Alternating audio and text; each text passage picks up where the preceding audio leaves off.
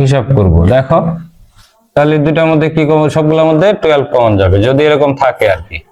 তাহলে 1, তারপরে এটা কি হবে 1 1, তারপরে 111 প্লাস এইভাবে কত পদ পর্যন্ত, n পদ পর্যন্ত। তারপরে কি আছে দেখো, আমরা কি করেছিলাম 7 কে 9 দ্বারা ভাগ করেছিলাম, তাহলে এবার 12 কেও 9 দ্বারা ভাগ করব। তাহলে 9 কি হবে, এখানে গুণ হবে 9 প্লাস 99 প্লাস 999 প্লাস n পদ পর্যন্ত ইকুয়াল। এখানে যদি আমরা কাটাকাটি যাই তাহলে কাটাকাটি করে দিব, আমরা 3 দিয়ে কাটতে পারি, 3 4 12, 3 3 9, তাহলে 4/3। আর এই অংশটাতে আমরা লিখতে পারি 10 - 1, অর্থাৎ তুমি যে সংখ্যা দিয়ে আসুক না কেন একই সংখ্যা যদি বারবার থাকে তাহলে এইভাবে থাকবে। আগেরটাতে 7/9 ছিল, কোনো কাটাকাটি করা যায়নি, এখানে যেহেতু 12/9 আছে তাহলে কাটাকাটি করা যায়। অনেক ক্ষেত্রে 3 দিয়ে দেওয়া থাকে, তাহলেও তো একই অবস্থা। আবার অনেক ক্ষেত্রে শুধু 9 দিয়ে দেওয়া থাকে, শুধু 9 দিয়ে দেওয়া থাকলে আমার অতিরিক্ত কাজটা করা লাগবে না।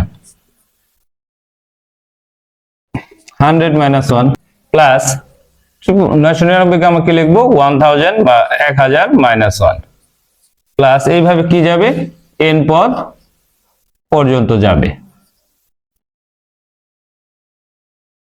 এবার যে অংশটা থাকবে তাহলে 4/3, এটাকে আমরা কি লিখতে পারি, সেই আগেটার মতো সাজিয়ে লিখবো 10 100 1000 এটা এক জায়গায় লিখবো, 111 এটা এক জায়গায় লিখবো। তাহলে 10 প্লাস 100 প্লাস 1000 প্লাস n পদ পর্যন্ত।